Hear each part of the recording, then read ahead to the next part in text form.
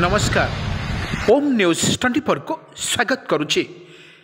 आसंतु जीवा लघुचाप स्थिति ओडिशा उपरे कौन रही प्रभाव पूरा वीडियो पर नजर पकेवा पूर्वर शुणिनेबा लघुचाप ओडिशार कौन करुच्ची प्रभाव। आपण मैंने जानिथिबे जो लघुचाप वर्षा ओडिशा उपरे बेसी परिमाणर प्रभाव पड़ी नथिले मध्य किंचित पड़िबा समय चाषी मध्य अदिनिया वर्षा सारी देउछि चाषींकर जीवन। बड़ कथा हेउछि झिपिझिपि वर्षा समस्त को कलबल करुछि। झिपिझिपि वर्षा रे चाषी कूल हताश हेबाकु बसिछि एवं झिपिझिपि वर्षा समस्त को दौछि दुख एवं कौकोसी जिले में वर्षा सहित बिजुली घड़घड़ी मारिबा सहित देखा गले आकाश वर्तमान मेघाच्छन्न रही काउलिया पाग करुछि। शीत दिनियार वर्षा समस्त को घाइला करुछि। आपण माने देखुथिबे किछि दिन पूर्वर देखुथिबे पुणी लघुचाप आसिला पुणी एक लघुचाप। ए लघुचाप रे आपण माने सीधा सड़क स्पष्ट मु चित्र तुआ वर्षा सहित बिजुली घड़घड़ी एवं असुरे असुरे वर्षा चाषी को करुछि कलबल। पूरा वीडियो माध्यम आम देखुचु ये हूँ वर्षा किपरि ओडिशार प्रभाव रोची ता पूरा वीडियो आप देखिपे। प्रबल वर्षा नहीं 4 जिला को येलो अलर्ट जारी कला आंचलिक पाणीपाग विभाग। दक्षिण बंगोपसागर में सृष्टि होता लघुचाप घनीभूत होबार लगी। यार प्रभाव में राज्यर विभिन्न जिले में कोहला पाग को झिपिझिपि वर्षा होउछि। आगामी 12 घंटे अवपातर रूप परिणत होबार संभावना रुवा बेले परवर्ती 24 घंटे गोटे अवपात भाव उत्तर एवं उत्तर आड़ को गति करिवार संभावना रही। एहरी मध्य प्रबल वर्षा नहीं 4 जिला को येलो अलर्ट जारी करिछि आंचलिक पाणीपाग विभाग। जगतसिंहपुर, केन्द्रापड़ा, गंजाम एवं गजपति जिला को सतर्कता जारी करिछि। काली सकाळे 8:30 पर्यंत सतर्क जारी करिछि पाणीपाग विज्ञान केन्द्र। लोक माने को शीतरे थरुथुआ समय रे शीत ऋतुरे वर्षा एवं पूरे राज्य रे कोहला पाग आसंता काली 4 जिला को येलो अलर्ट जारी करिछि आंचलिक पाणीपाग विज्ञान केन्द्र। वर्षा उजाड़ी देला अम्ल धान राज्यर हाड़भंगा शीत पर लघुचापर पाग बदल देछि। उपकूल आभ्यंतर ओडिशा रे कोहला पाग को सांग को झिपिझिपि वर्षा लगी रही। पवनर दिग परिवर्तन हो दक्षिण पूर्व दिग को प्रभावित होउछि।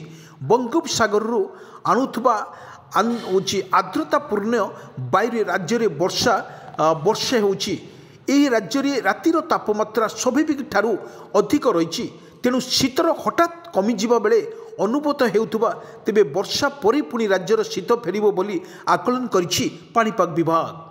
किंतु बड़ कथा हेउछि सक्रिय लघुचाप अवपात परिणत हेबार परे शनिवार मध्य राज्य में वर्षा हेबो। प्रबल वर्षा नहीं गंजाम, गजपति, जगतसिंहपुर और केन्द्रापड़ा को येलो वार्निंग जारी करिछि आंचलिक पाणीपाग विज्ञान केन्द्र।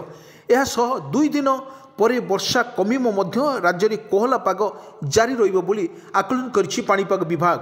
किंतु वर्षा परे राज्यर तापमात्रा 2 ରୁ 4 डिग्री पर्यंत कमिबो नै आकलन करिछि विभाग। किंतु वर्षा परे पुणी थरे शीतर प्रकोप बढ़िबो नै प्रचंड शीत फेरिबो बोली आकलन मध्य करिछि पाणीपाग विभाग। बंगोपसागर में घनीभूत होगा लघुचाप काली भी अधिकांश स्थान में वर्षा संभावना। बंगोपसागर आर्द्रतापूर्ण वायु राज्य भीतर को प्रवेश करुछि। किंतु जो कारण वर्षा होउछि दक्षिण बंगोपसागर सक्रिय लघुचाप उत्तर दिग को गति करी आसंता 12 घंटे अवपात परिणत होबार संभावना रही। यापर उत्तर उत्तर पूर्व दिग को गति करिवार मध्य संभावना रही। यही कारण पवन दिग परिवर्तन हो दक्षिण पूर्व दिग को वायु राज्य भीतर को प्रभावित होउछि। आज राज्य में उपकूल और आभ्यंतर ओडिशा रे वर्षा जारी रही। सेपटे उपकूल ओडिशा 1 ରୁ 2ଟି जिला रे प्रबल वर्षा हो पारे बोली आकलन करिछि आंचलिक पाणीपाग विज्ञान केन्द्र। आसंता काली उपकूल अंचल रे हालुकारु मध्यम धरणर वर्षा और पूर्वानुमान करिछि आंचलिक पाणीपाग विभाग। यह परे राज्यर आउ विशेष वर्षा हेबो नाही किंतु पाग कोहला रहिबो। वर्षा छाड़िला परे उपकूल और दक्षिण ओडिशा रे भी पाग मेघुआ रही पारे। समुद्र भितर पवन बही पारे। तेणु पोर्ट्स वार्निंग जारी करिछि। मत्स्यजीवी माने पाई कौनसी सतर्कता एजाएं दि जाए नहीं। दक्षिण ओडिशा उपकूल पाई आज संध्यारे सतर्क मध्य जारी कर जाइछि, किंतु यह रातिर तापमात्रा स्वाभाविक ठारू अधिक रही 2 और 3 दिन पर्यंत विशेषकर परिवर्तन हेबार संभावना नहीं।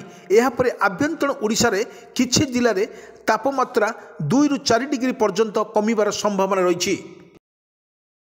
आपण को मन पकई दौचु 24 घंटे उत्तर ओडिशा पूर्वर यह गति करिवार संभावना रही। प्रभाव रे राज्यर 2 दिन मेघुआ पाग सह वर्षा प्रभाव रही। शुक्रवार उपकूल ओडिशा रे मेघुआ पाग सह हल्का वर्षा संभावना रही बेले जगतसिंहपुर, केन्द्रापड़ा, भद्रक, बालेश्वर, कटक, जाजपुर, केन्द्रापड़ा, मयूरभंज, ढेंकानाल, खोर्धा, नयगड़ा मध्य वर्षा मध्य जारी रही। किंतु टुपाक टुपा वर्षा एवं तुहाक तुहा वर्षा सहित बिजुली घड़घड़ी मारिबा सहित एवं पाग कोहला मध्य लागी रही। किंतु 2ଟି जगार मध्यर तीव्रता वृष्टिपात समान रही। 21 तारीख रे उत्तर उपकूल जिले में मध्य वर्षा आशंका रही। उत्तर उपकूल जिला जगतसिंहपुर, कटक, भद्रक, मयूरभंज, केन्द्रापड़ा, बालेश्वर, जाजपुर मध्य वर्षा संभावना रही। अन्य स्थान में पाग सुखिला रहिबाकु नै पाणीपाग विभाग पक्षर सूचना रही। वर्षा प्रभाव में तापमात्रा 2 ରୁ 3 डिग्री वृद्धि पाइपे एक आकलन करिछि पाणीपाग विभाग। बंगोपसागर में आगामी 12 घंटा मध्य अवपात संभावना कोहला पाग सह होई पारे वर्षा। बंगोपसागर में अवपात संभावना बंगोपसागर में सक्रिय स्पष्ट चिन्हित लघुचाप क्षेत्र आगामी 12 घंटा मध्य आहरी घनीभूत हो एक अवपात परिणत होबार संभावना रही। आगामी 12 घंटे अवपात रूप नेबा संभावना रही। माने आपण माने जानिथिबे जो बली लघुचाप वर्षार प्रभाव रही एवं गुरुवार एवं शुक्रवार, शनिवार स्पष्ट चित्र लघुचाप क्षेत्र सामान्य उत्तर आड़कू गति करने सह यह शुक्रवार पश्चिम केन्द्रीय आर्द्रवर्ती दक्षिण बंगोपसागर केन्द्रीभूत हो घनीभूत हो आगामी 12 घंटा मध्य एक अवपात परिणत होबार संभावना रही। परवर्ती 24 घंटे अवपात भाव उत्तर दिगक एक आड़कू संभावना रही बेले यह प्रभाव में राज्यर 20 और 21 तारिख में मेघुआ पाग रही संभावना रही।